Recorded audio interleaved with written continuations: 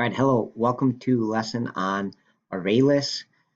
And to start off, I'm going to actually do a review of two-dimensional arrays. So pause the video and try these questions and then unpause to check your work.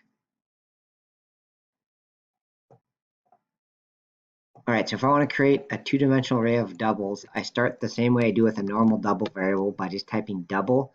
But then for a two-dimensional array, I do bracket bracket twice with nothing in it, and then give it a name like numbers or whatever you want to call it. Right? And then I'm going to do equal to the word new because it's a reference type. And then I'm going to do double bracket bracket again like I did before on the other side, except now I put my dimensions here. So I put like 5 rows and 6 columns, and the row number comes first, then the column number. Okay, and that'll set them all default to be zeros all through that 30 values in that two-dimensional array. Okay, and then to get the number of rows, we talked about that yesterday. You do the name of the array, so numbers.length, right? That will get you how many rows, all right?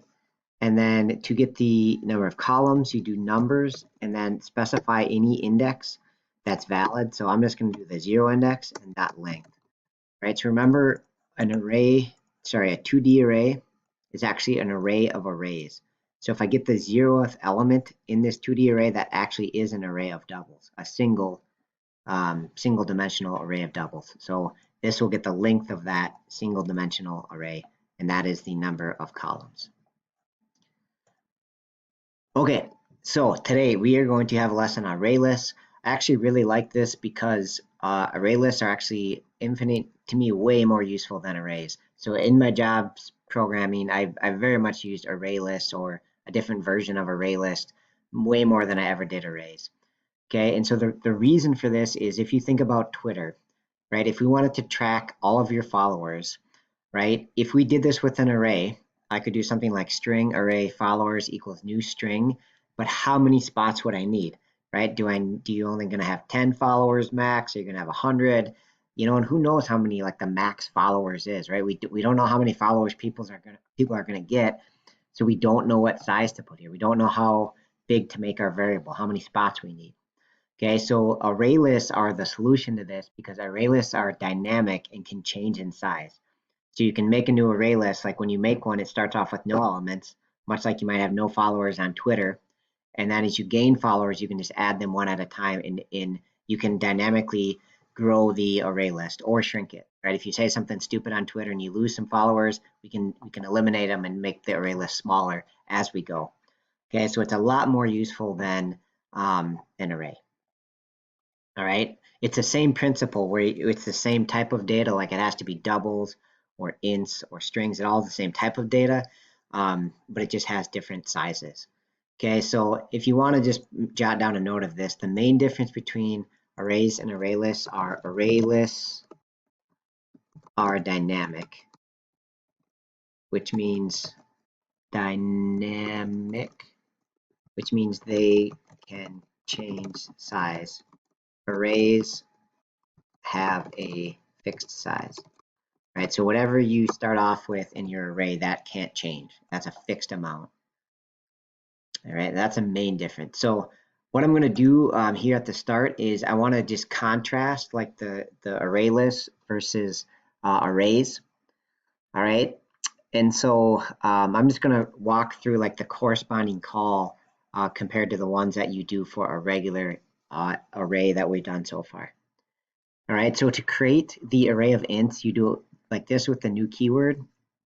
And one of the things with array list that's true is you can't store primitives in an array list. So you can't store int or double or booleans. You can't have primitives, right? So the way Java gets around this is it makes another variable type called integer, right? That works a lot like int does, but it's just uppercase I integer. So they call it actually a wrapper class, integer, right? And so there's an integer class and a double class that have like uppercase D, uppercase I, and so then they become like the reference type so that we can store them in array lists. Okay, so this command of creating an array list is pretty complex, so it's something you probably want to jot down somewhere. Actually, we're going to take some array list notes later. So maybe it'll be in there. Maybe that's the best place to keep it. But anyways, you type array list. That's the type of variable we want. But then what's different is you can store different things in your array list, right? Like ints or doubles or whatever. And so you do an angle bracket, and then inside of here you type the name of the thing you want to store in your array list, the type of data. All right, and we want to do ints, but since there is no primitives allowed, like you can't put a primitive right here, we're going to use the wrapper class called uppercase I integer. Okay, so that's the type of variable, and then you give it a name. So I'm just going to name it like the other one I did over there, AAR. Okay, and then I'm going to do new, and then I'm going to repeat this exact thing here. So I'm making a new array list of integers, and then I don't want to input anything, so I just do parenthesis. Okay, so that creates a new array list, and it actually is blank. It has no spots. Over here we made 5 spots. Here it starts off as blank. We haven't added anything yet, so we just started off as a default with nothing in it. Okay, so then if I want to add elements, you can't add and remove for a regular array, right? Remember, they're fixed size. But to add here, you basically, and these methods I think are pretty like intuitive. So once you create your variable, because it's like an object type, we're going to do all those dot methods, just like we do with scanner, right? Or string, we have all those dot methods. So we're going to do array and then dot. And these are super, like if you had to guess what this is, you'd probably just guess that this is just add. Okay, and then you have to pass in what it is you want to add. Okay, so I'm going to add, let's say 5, right? So that'll add the integer 5 to the first spot. It'll actually make a new spot and add 5 to it in this array list. Okay, and we can call that as many times as we want to add elements. Okay, to remove is basically you're going to call the name of the array dot remove. Okay, and here you actually pass in the index. Okay, so if I only have one element in there, I could only do index 0, otherwise I'll get like an out of bounds exception. Okay, so if you want to make a little note here, that number right there that you pass in is the index.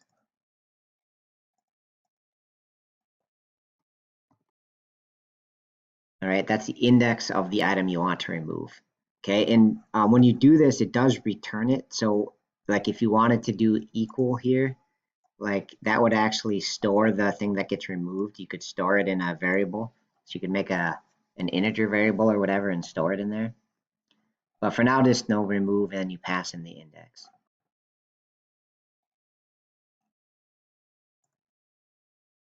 Okay, so to change the value in an array, like this would be the 4th number, which would be at index 3, right? You just do set it to be 5 or whatever. You do array position, right? And in an array list, you do the name of the array and then dot. And again, you could just kind of guess these, but it's just array dot. And then this time we do set. And then you do the index of what you want to set first. So I would do 3 and then whatever I want to set it to. So if I wanted to set it to 5 like I did on the left, I would just do that. Okay, so again, if we want to label these a little bit, that might be kind of useful, like what these are. So the 3 would be the index that we want to change, and then this would be the new value, right? The new int that we want it to become. Okay, determining the number of elements. So we just do array.length for a regular array, and for array list, you do the name of the variable dot size.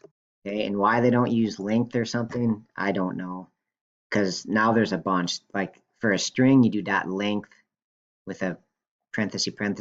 For an array, you do dot length, and then for array list, just to make things fun, they call it dot size. Okay, so for printing one out, right, for a regular array, you just do the name of the array, bracket, number, the index, and then a close bracket. For an array list, you would do whatever, and then do the name of the array, and then dot get, right? And you have to say which one you want to get. So again, you pass in the index, right? So if you want to label that again one more time, that this little 2 is the index of the element you want to get. So you just say, hey, which position do I want to get? And then that would print it out. Okay, one thing I forgot here about adding is there's a second add method that lets you add at a specific position. So this again would be the value you want to add, that 5. So that is the value. I guess I can label that quick. So that's one way to do an add, but you can also specify where you want to add it to.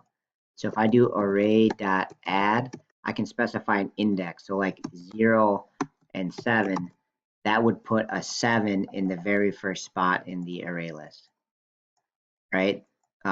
So you don't have to do it that way, but this would be, if you do it with 2 parameters, this is the index that where you want to put it, and this would be the value. Okay, and if you do it the first way here, it puts it at the end. By default, it just puts the value at the end of the array list. So if you wanted to put it in the front, you'd have to specify the index like I did here. Okay, and then just to make this a little more clear, that this is kind of what it'll look like, is if I have an array list of strings and I have Emily and Bob in there, right? And then I call an add. So let's say I did this array list, which is called names, and I do add of Cindy. That's going to add a string to the array list, right? But the default add just ends it on the puts it on the end. So in the beginning, I have 2 elements at position 0 and 1, and after I call the add, I have 3 elements, right, at position 0, 1, 2. So just the default add puts Cindy on at the end of the array list. Okay, and so here would be the one where a slightly different one. So let's say I have an array list with 3 elements, 0, 1, 2, Emily, Bob, Caroline. And now if I call names.add position 1 of Anne, it's going to put Anne right in this spot where Bob is. So basically it's going to put Anne right here. But instead of wiping Bob out, what it does is it just slides Bob and Caroline down positions. Right, so it's going to put Anne in position 1 because that's what I told it to do, and then Bob and Caroline just get slid down, right, farther down in the array list. Right, so it would look like that after an add. Okay, and then let's say Anne made us mad and we want to remove her out of the names. If I called names.remove, remember this is an index, so it's just going to wipe out position 1 if I call remove. So that would wipe out position 1, and then it'll just slide these back up in the array list. So they would be back at their original positions now of 1 and 2. Okay, so that's what it kind of looks like when you do an add or a remove. All right, so again, they can change size dynamically like this, right? We started with 3 elements, then we went to 4, and then we went down to 3. You can see how that is useful again, because if you have Twitter followers, that's going to change. That's going to grow and shrink with time. So doing it this way allows for some flexibility, right? So that's really the big strength of ArrayList over arrays.